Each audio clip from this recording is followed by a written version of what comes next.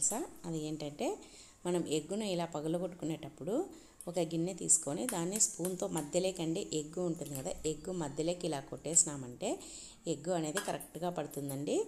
ఇంకా మనము చిన్న చిన్న పీసులు పెంకులు పడకుండా ఇలా నీట్గా వచ్చేస్తుంది.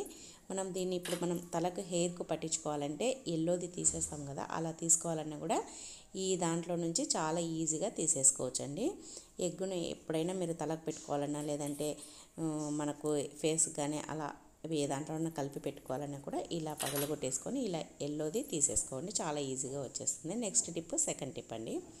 సెకండ్ టిప్ ఏంటంటే మనం ఎగ్ ఆమ్లెట్కి కానీ లేదంటే ఎగ్ ఫ్రై రైస్లకి కానీ లేదంటే మనం ఎగ్స్ దేంటి చికెన్ ఫ్రై రైస్లకి కూడా ఎగ్ వేస్తాం కదా, అలా వేసుకోవాలన్నప్పుడు ఎగ్స్ని ఇలా మధ్యలోకి పగలగొట్టేసుకొని దాంట్లో కొద్దిగా ఉప్పు వేసుకొని స్పూన్తో కాకుండా ఇలా ఫోర్క్ తోటి ఇలా అన్నామంటే ఇలా బాగా మిక్స్ చేసినామంటే చాలా బాగా మిక్స్ అవుతుందండి, చాలా ఫ్లఫీగా తయారవుతుంది. దీన్ని ఇప్పుడు మనం ఆమ్లెట్ వేసుకున్నా లేదంటే ఎగ్ ఫ్రై రైస్లకి కానీ చికెన్ ఫ్రై రైస్లకి కానీ ఏ దాంట్లోకి వేసుకున్నా చాలా బాగా వస్తుందండి. మనం డైరెక్ట్గా వేస్తే ఇంత పెద్ద ఆమ్లెట్ మాదిరి కానీ ఇంత పెద్ద ఆమ్లెట్ కానీ లేదంటే ఇంత ఫ్లఫీగా రాదండి.